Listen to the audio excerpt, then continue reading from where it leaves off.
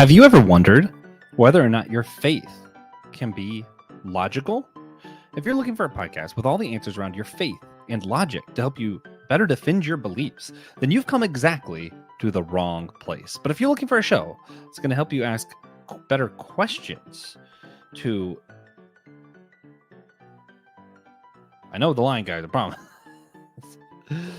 to challenge your beliefs and engage better with logicians and theologians from the last 2,000 years that will leave you struggling with what you believe about the divine at all, then you found the perfect show for you. This is a show designed to give you more questions than answers. I am Joshua Noel, and I'm just a dummy who loves God and theology and hopes to show my love for God by studying and thinking deeply about topics people smarter than me have been thinking about for thousands of years now. So we are in season 2. We're talking about logical fallacies. And our faith, as we talked about last time, should not be phallic. It shouldn't be illogical. We might not be able to prove our faith with reason or with logic, but we should be able to keep from being illogical in our beliefs and with our faith. So that's what we're looking at throughout this thing. Look back, last episode, we discussed why I believe that to be the case. Today, we're just going to go right into the fallacy. We're going to be talking about a slippery slope fallacy. And what exactly is a slippery slope fallacy? So first, we need to define what it is. For me, it's always harder to define some of these fallacies in just terms rather than examples. So we're going to be doing examples all throughout the episode to just kind of show what we're talking about. But I'm glad to define it. It is essentially what the slippery slope fallacy is a you take one thing that you don't agree with, and you say that this will cause this other thing that will cascade to this other thing that will cascade to this other thing, and it's basically a type of fear mongering. So a lot of our topics today be around why we shouldn't use fear for our logic. So some of the examples, because again, I know that was not a wonderful explanation of what the slippery slope fallacy is. So just hang in there with me.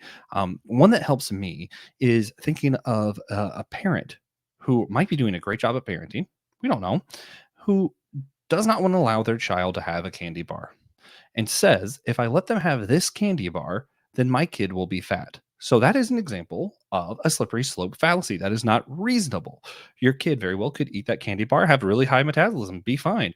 Maybe eat that candy bar, discover they don't like candy. There are all kinds of things that could happen. That doesn't necessarily mean that having that one candy bar will cause your kid to be fat. What you're doing, usually, there's a lot of presumed cascading effects in there. My kid will have this candy bar, then they will want more, then they'll get more and more and more. They'll become addicted to sugar. Then one day that will lead them to being fat and maybe having diabetes and maybe death. So you see how that it starts with this fear and it cascades and gets bigger and bigger and bigger. But there's lots of reasonable things. There's a lot of ways to be mature, to say, hey, I'm going to eat healthily and once every Friday have a candy bar. There are ways that you can have a candy bar and not be fat. Your kid eating a candy bar does not necessarily mean that your kid will be fat. So that is why it is a logical fallacy. Now, there might be other reasons that your kid shouldn't have candy bars. Maybe they'll be too hyper with sugar. Maybe they'll, there's all kinds of things. I'm not saying it is bad to keep your child from having a candy bar. I am saying that series of logic, as I laid out, is a fallacy and should be avoided. So here's another one.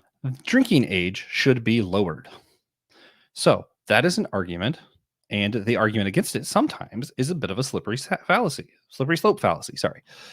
So if we lower the drinking age, everyone will start getting drunk. People will be driving drunk and be acting crazy. Children will start getting drunk, and then everyone will die and the world will burn. However it may go. But you see that slippery slope. If we lower the drinking age, kids will start drinking. If we lower the drinking age, everyone's going to start drinking. Then this will happen, and then this will happen. And you're presuming things without any logical reason to believe that will be the case, especially when we know other countries, lots of other countries other than the United States, have a much lower drinking age than 21, and none of these things have happened there. So we know that logically, lowering the drinking age does not necessarily mean that our children will become drunks. That does not mean that there aren't logical reasons to be worried about that or other reasons to be concerned about the drinking age. It's just saying that particular line of thought is illogical and, again, should be avoided. So that's what we're talking about when we talk about the slippery slope fallacy. So I want to give you some examples from some bigger examples. So those are just surface level kind of understanding. What is this fallacy? What are we talking about? If we're talking about some of the bigger examples, yes, we are going to get to X-Men. There's a few, I think, from our own modern times that we can see this and we see it used prevalently and poorly because, again, it's a fallacy. So, a lot of times you might hear people on the left side of politics, especially in America, or who are like maybe they'll call themselves more progressive, will say something along the lines of, if conservatives take this right, then they're going to start taking this and this and this next. That is an example of a slippery slope fallacy. So, no matter you plug in whatever, if they take away reproduction rights, if they take away gay rights, then they're going to go after this next, and they're going to go after that after this. That's fear. That is slippery slope. That does not necessarily mean if they take away one right that they will then go after this other right. And that's just assuming that your wording of them taking away the right is correct in the first place, which, hey, this isn't a political show. We're not going to get into that. We're just talking about the fallacy itself. And that is something that we should be concerned of. It's something that we should be avoid. Conservatives do it to Democrats as well, right? Usually it's, well, if we start allowing gay marriage, then we're going to have to allow this, then we're going to have to allow this, et cetera, et cetera. But right now, just looking at if they take this right thing, there are some examples. If we're talking about the Supreme Court in America again, if they are ruling on something, Roe v. Wade, they overturned that. You could use it and say, well, if they use that same logic, then they might overturn this. And if they use that same logic, then they might do that. That's not a slippery slope. That is just showing how the logic would work one place, the same in another place. That's completely reasonable. But a lot of times that's not what happens. A lot of times is they took this away and now they're going to take this away. And you're not actually looking at why did they rule that way and how would that reasoning apply in somewhere else. Usually it's just a cascading fear. And that is the fallacy. Sorry. So here's another. We're here for it. I told you, we're going to X-Men. The X-Men, all over the place. We see this fallacy used against the X-Men. And sometimes on the same side as the X-Men, depending if you're on Magneto's side or not. So in X-Men comics, there is a lot of politics around people who are born with mutant power. Should they be registered? Should we try to keep them alive at all? Should we lock people up? What do we do with people who are born with these superhuman abilities? Because if we allow someone like Wolverine with sharp claws to just go around without any restraints, then he could start killing people. And then that might turn around with people killing people on the other side. And we might have all out war. And you see, then. Slippery slope fallacy. Same thing on the other side. If we're looking at like Magneto's people, that is like they're worried that people are trying to confine the X-Men and are being prejudiced against the mutants. They say, so what's next? Next, they're going to lock us up. And then after that, they're going to do this. And even though there are some former examples of some of that, so it's not completely one-to-one, you still see Magneto using this slippery slope fallacy thinking of, oh, well, because this happened, now they're going to go this other step. And then after that, they're going to take this other step against us. And it's a lot of fear wrapped up in that. Again, it is a fallacy. Do we get to Bob Jones yet? Sure. So Bob Jones University, as well as many other Christian universities and Christian thinkers, not that long ago, 20, 30 years ago, were still against marriages, interracial marriages. Black and white woman, other different races being married, they thought were wrong. There were several reasons behind this, but a big one that they really stood their ground on why it lasted so long. Bob Jones University didn't change their policy officially till the year 2000 concerning interracial marriage. And a lot of it because of fear. They said, if we allow this, then next we'll have to allow same-sex marriage. And then next we'll allow this. And then next this. So it's that fear of, if we allow interracial marriages, the next will be same-sex marriages. That's a slippery slope argument. There's nothing that says necessarily because you allowed this, you will have to allow the next. There's no logical through line.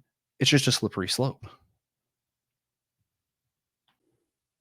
Now, a lot of the thinking was actually from bad hermeneutics, and we'll get to that later, where they were actually using a verse that talked about don't marry people, don't be unequally yoked. And they thought that had to do with marriage, so they applied it to this. And they said, hey, here, if we allow this, then we'll have to allow people to marry other contexts that we don't like. So we stand our ground here so it doesn't get worse. Any kind of thinking like that should be classified as slippery slope. You should see that as dangerous, see it as fueled by fear. And the Bible says we are not given a spirit of fear, but of love, of joy, strength, right? So look at that and say, hey, that is not of God. That thinking is not of God. That thinking is not logical, and there's no room for it in my faith. And I hope you can say the same about yours. All right, so let's get on to some practical theology. Ways maybe this kind of thinking holds us back. Maybe it holds us back in who we vote for. You can't vote, again, going back to an American context, I can't vote for a Democrat because if I do, then they're going to allow abortion and then they're going to allow up to the day of abortion. And then that's going to allow for people who don't care about life at all. And then we're going to stop going to church. And then if no one goes to church, then our country is going to be full of Satanists. And, then is the phrase of slippery slopes. Um, or on the other side, if I allow him in, they're going to do this 2025 plan. They're going to ban gay marriage and abortion. And the next, they're going to take away women rights. And then after that, we're going to be living in the bridesmaid or whatever, like the then. Instead of seeing, hey, we're given an opportunity in our country to vote, and we can use our beliefs as Christians to say what lines up closest to mine. None of them are, there is no Christian option. But one lines up closest, what can I feel best about? Because I am told by the Bible to engage in my community and engage in our politics. And I need to do that in the way that's closest to God as I see fit without holding other people to what I see, right? Because maybe I think that the Bible commands us to care for immigrants, to care for the poor and the needy. And that leads me to vote for a Democratic Party in America. And maybe someone else says, oh, how could you do that? Because, I think that what's more important is we stand up for the rights of babies being born, the rights of life, or, whatever else that conservative stands for, religious freedom, freedom of speech. Those are also Christian values. It's possible to take one stance and disagree with someone and just realize that they have a point too. Instead of saying, well, if you're doing that, you're trying to have babies killed and then you're going to have our rights taken away. Then you're going to, no, then, slippery slope. Let's avoid it. Another way that this practically might be holding us back. Who do we let our children hang out with? My kids can't hang out with people of another religion because what if they start believing it? And then once they start believing it, they'll never want to go to church again. And then if they stop going to church, then their life will fall apart. They won't be blessed by God. And then. Holds us back with who our children come out. Maybe your children will hang out with somebody, and instead of being tempted to go their way, start telling them about Jesus and the stuff that you told your children about. And then maybe they'll be great witnesses. Maybe the exact opposite of what you think will happen. Instead, the other child will be blessed and come into church and become better. There's no logical reason, I think, just because your kid hangs out with someone, that this whole slippery slope thing will happen. Who are we willing to talk to and to be around ourselves? That's another way we're held back. Like, I don't want to be around people who use that kind of language. Because what if I use that kind of language? And then what if I say it at church? And then what if my church doesn't like me anymore? What if I become, the kind of person who just cusses and drinks all the time like they are? What if, and then, what if? There's no logical through line. If you can't put together, I see that now here's an example that could be logical. I know I have a history of drinking problems. So maybe I don't want to hang out with people who drink because I know that I am tempted in that. That is reasonable. That is me looking at a real reason why I might be tempted, why something might happen, and then avoiding a bad situation. Instead of saying, what if I do this? And then, without any real reason to back it up. So you have to have some substance. It's not that this kind of thinking is always wrong. It's that you have to have some kind of substance other than just these presupposed what if scenarios that don't have any basis in reality. We also see this in some of our Pharisee-like rules, and even in the Pharisees themselves. So if you go to the Bible, the Pharisees have all these extra rules. You can't do this on the Sabbath. You can't, take a shower. You can't do this. You can't turn the light switch because what if that counts as work? Lots of crazy extra stuff that they do. We can't eat this because that might lead to eating this, and we can't drink this because that might make us do this. And what the rules existed, the Pharisee rules, a lot of them was putting rules in place so that you don't eventually do something else that will be a sin. So it's like rules before you break the real rules kind of deal. And that happens in churches even today. I can give one example from a church denomination I used to be a part of. When my dad and my grandfather, when my dad was first preaching my grandfather, they first met, there was still a rule in the church against bowling. Because they believed if you were bowling, you were around a bunch of other people who were drinking and cussing, and then you wouldn't go with that lifestyle. Then. Instead of seeing that maybe you can bowl during the day, maybe you can have fun, maybe you don't have to be around any of the cussing and stuff at all, and maybe even if you are, you could be a light in the world and show people Jesus. They didn't see that. They saw the event. They saw the fear, that slippery slope.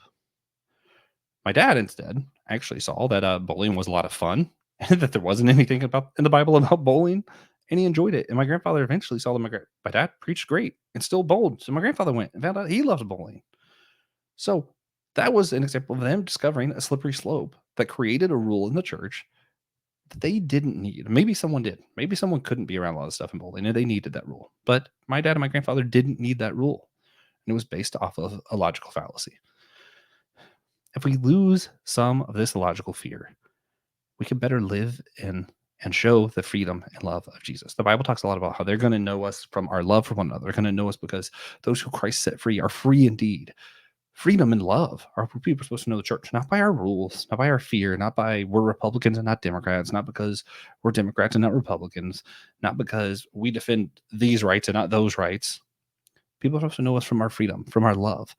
And having these slippery slope arguments that have us so afraid to do anything because what might happen next, and then thens prevent us from practically living out and showing the love and freedom that comes with following Jesus Christ. Okay, so next we're going to go on to some biblical theology. So biblically, we talked about earlier how people misunderstood that verse that talks about being unequally yoked. If you look at it in 2 Corinthians 6 is where this comes from. It has nothing to do with racism. It has nothing to do with marrying the same race or marrying people from the same denomination. People still use this verse out of context. Say, oh, you shouldn't marry someone who's not a Christian, or you shouldn't marry someone who doesn't have the same. If you're a Baptist, you shouldn't marry a Pentecostal. If you're Pentecostal, you shouldn't marry a Methodist. People use this as unequally yoked. That's what it's talking about. It's not talking about marriage at all. If you read the whole chapter, it's talking about one community of people. The church in Corinth are being told to not be part of a different community of people who are associated with doing dark, evil, twisted things. And, I think we can all agree the church should not take place in the club downtown while people are snorting cocaine or whatever else they're doing there. The church should be separate from those things. But the people of the church should be engaging in the dark, being lights in the dark. And you shouldn't be afraid to marry someone because they believe slightly differently. There might be reasons that Christians shouldn't marry non-Christians, but it should not be based off of this verse because this verse has nothing to do with that. But people misuse the verse because of their fear. They are like, oh, then. There's a slippery slope. We need to avoid that. So if you marry someone, then all of a sudden you're not believing like them. And then all of a sudden you're both going to hate God. And then all of a sudden you're both going to be in hell one day. Well, if you don't have a reason to see why that might happen, that's just a slippery slope. There's no logical through line that being married will lead to you being just like your partner. Me and my wife are not exactly the same. We've been married 4 years, and there's some stuff that I still don't think we will ever see eye to eye on. And we're okay with that. Some of my friends are Christians married to non-Christians, and they've both changed some. Christian's still a Christian. The non-Christian's still a non-Christian, and it works fine. It is okay. It is sometimes hard because, if you're a Christian and you believe in an afterlife like hell, and you're not a universalist like I am, well, then you do have a certain set of challenges where you think your spouse might go to hell one day. And that could be really hard to overcome. But just because it's difficult does not mean it's impossible. And that slippery slope argument should not be the reason you avoid it. There might be other reasons, but it should not be because you're afraid that this will happen and then this will happen. No, that's not a good reason. Another argument that people use with the Bible, that's a slippery slope argument. Some people say, well, if the Bible isn't all true, then how can we believe any of it? There's a lot of times it's used in Genesis 1. We think that Genesis 1 isn't literal. A lot of us don't think it is, myself included. We think that evolution may have happened and that some of these chapters aren't literal. Now, some people say, well, if it's not literal, then how do we know any of it's literal? If that's fake and that's false, then how do we know any of it's true? Then how do we know Jesus is true? And then.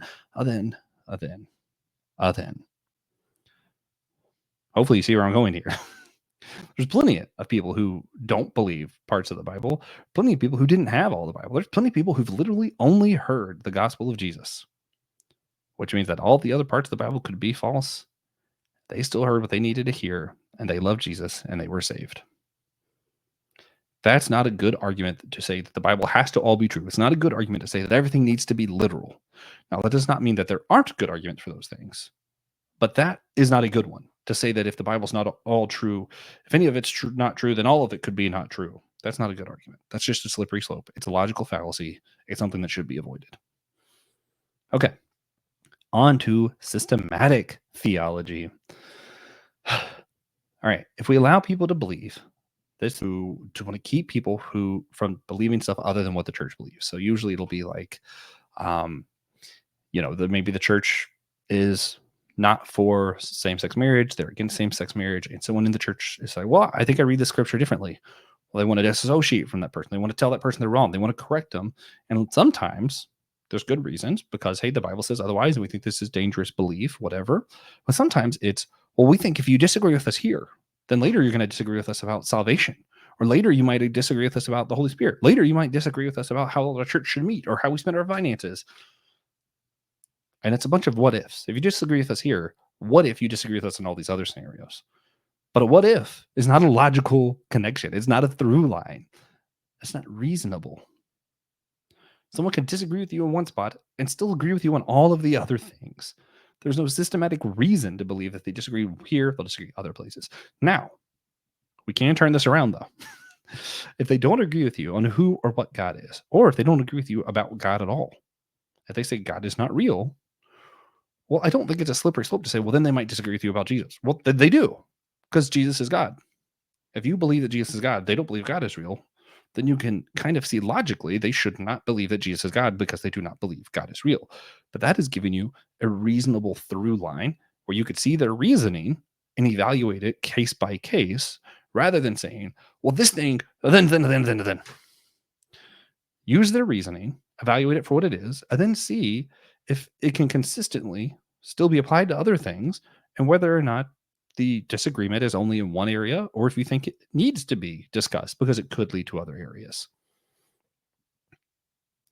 For example, going back to the same-sex marriage thing, I think it's reasonable to ask somebody, I wouldn't assume of anybody, that if they said they believe same-sex marriage is okay and you do not, you might hold a view of biblical inerrancy that they do not hold. Because that is a big reason why people disagree on that. Sometimes some people say, well, this part of the Bible maybe wasn't right about this. Maybe they misunderstood something. And you think the Bible's right about everything. They do not, there was no way to misunderstand. But there's no way to know unless you ask and engage with people on what their actual reasoning is, rather than saying, because you hold this belief, you have to hold all these other beliefs. That's not true. Some people believe in biblical inerrancy and that same-sex marriage is okay. It's difficult. You got to look at Matt Vine's work if you want to see how people are kind of doing some of that. But I don't agree with that. But it is possible. So you have to engage with people's reasonings, evaluate it for what it is, and not make assumptions and not do the slippery slope arguments. That's how we uphold Christian unity, by really hearing one another out for what we actually believe, what we're actually reasonably saying, rather than making assumptions. Okay. Another one is, if we remove this kind of thought, then more free thought, challenges, and better debates can happen in the church.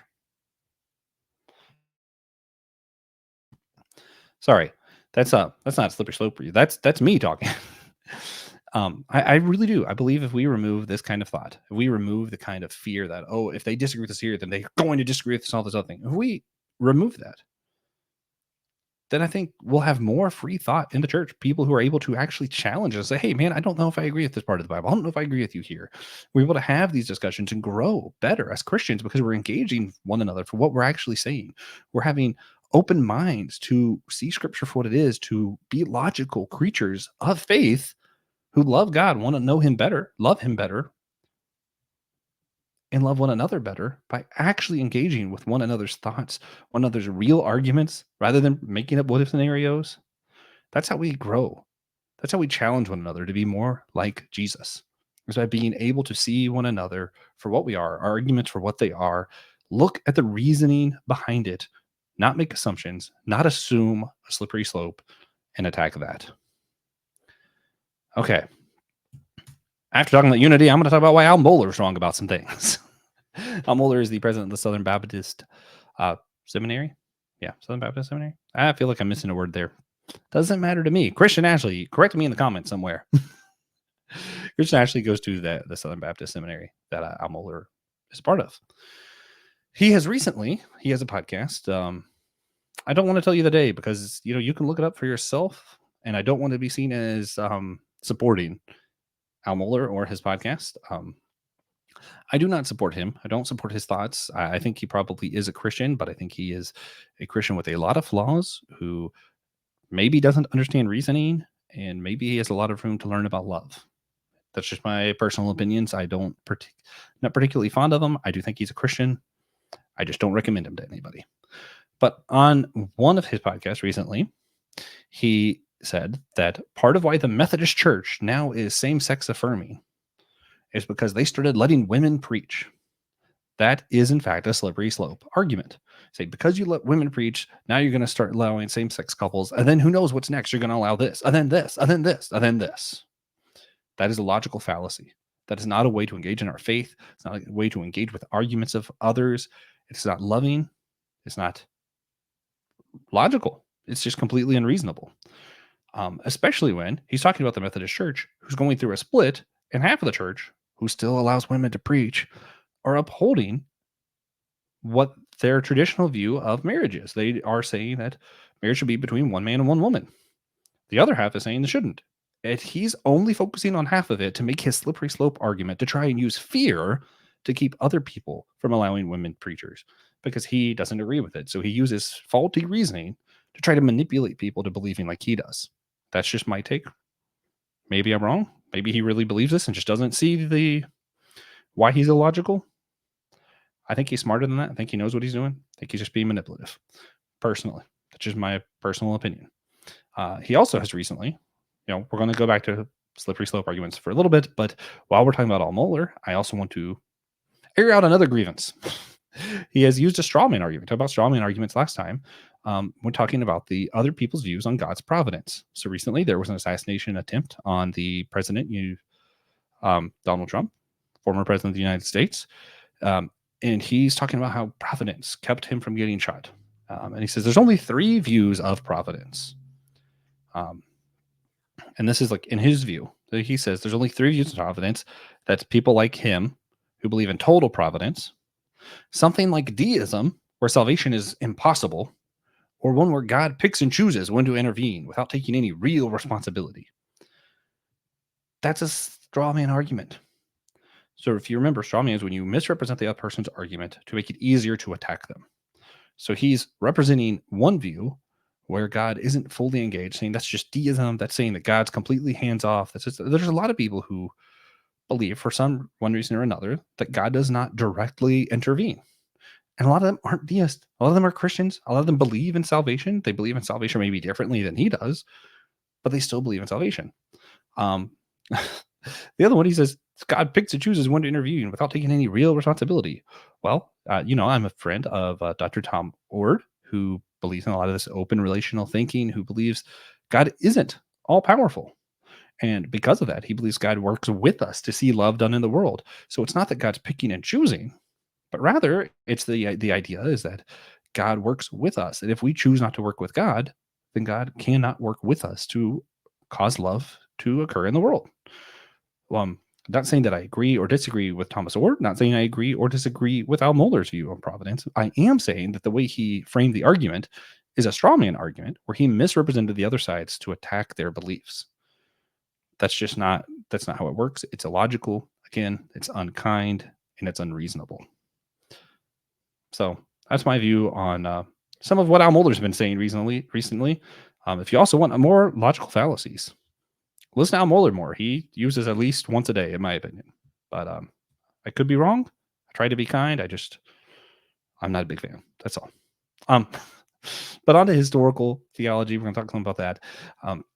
Iconoclasm is another example of how slippery slopes have been used in the church for ill, in my opinion.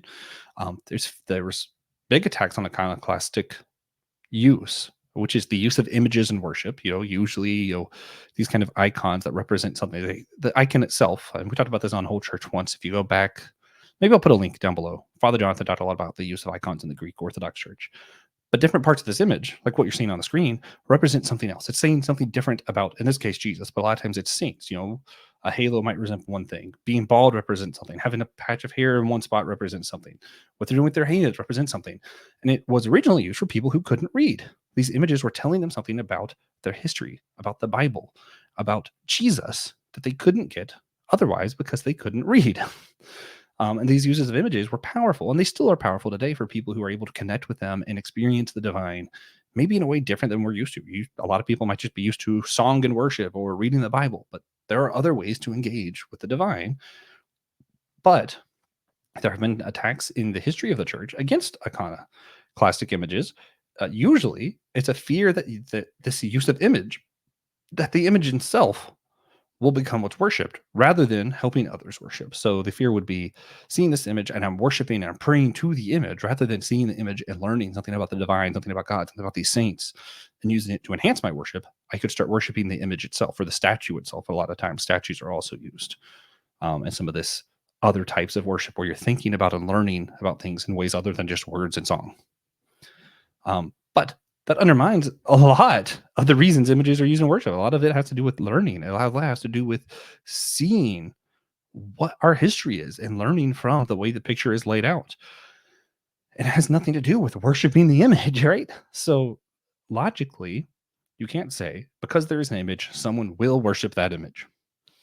There might be other reasons you have, but just the fear that the image being there will lead to these happening, which will lead to people not worshiping God anymore, which will lead to then. See the fallacy. So I think that's something that the church has learned from some, where it was mistaken, and its attacks against icons being used.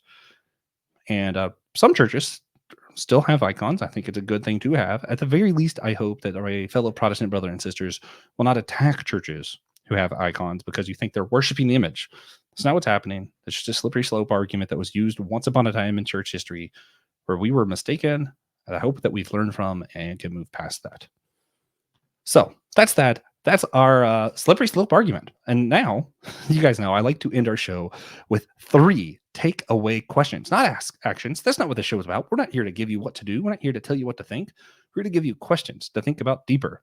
So, 3 questions for people to study and to ponder on their own. Number 1, how might the fear of the slippery slope have kept me from understanding someone else's point of view and loving them better in the past? So try to think of a time before where maybe you use a slippery slope argument to undermine someone else and not really hear out what they were saying, what they're thinking, what their beliefs were. Maybe one of the examples from earlier above. They're trying to take away my rights, then. Or, well, if they don't agree with me here, then they're not going to agree here, then. If you can think of a moment in your life where you use the then argument, reflect on that. How has your fear of the slippery slope kept you from understanding someone else's point of view and from loving them better? Number 2, do I engage with politics only because of a slippery slope argument? Am I only voting for who I vote for because I think the other side will do this, which will lead to this, then this? So it's a big question. Do you engage with politics only because of a slippery slope argument? And then number 3, how can I help fellow believers who might be holding themselves back because of a fear of the slippery slope? So maybe I know someone else who is afraid that the current political situation is going to cause this and that's going to cause this, and then. Or maybe they think that if you allow someone to drink, then they're going to become a drunk. And then being a drunk is a sin. And then they're going to fall away from God completely. And then they're going to go to hell. And then. How can you help fellow believers who might be holding themselves back? Maybe they're not living their full freedoms. They're afraid to go bowling because maybe they'll become a sinner. How can you help your fellow believers who might be holding themselves back because of the fear of a slippery slope? So that's our 3 questions. One more time. How might my fear of the slippery slope have kept me from understanding someone else's point of view and loving them better in the past? Number 2, do I engage with politics only because of a slippery slope argument? And number 3, how can I help fellow believers who may be holding themselves back because of a fear of the slippery slope? All right, and there you have it. Those are our 3 takeaway questions. I hope you guys will go wrestle with those, think about them on your own time. And I hope you're all just as confused as I am, and that you're inspired to learn from the church's past, to challenge your own beliefs and reject heresies that may be based on fallacies, like the slippery slope fallacy, going forward in your own faith journeys. Thank you all for joining this dummy on my journey to learn more about God and to love Him better. And I hope this has encouraged you to worship God in your own thinking. And of course, to keep on struggling. Later, y'all.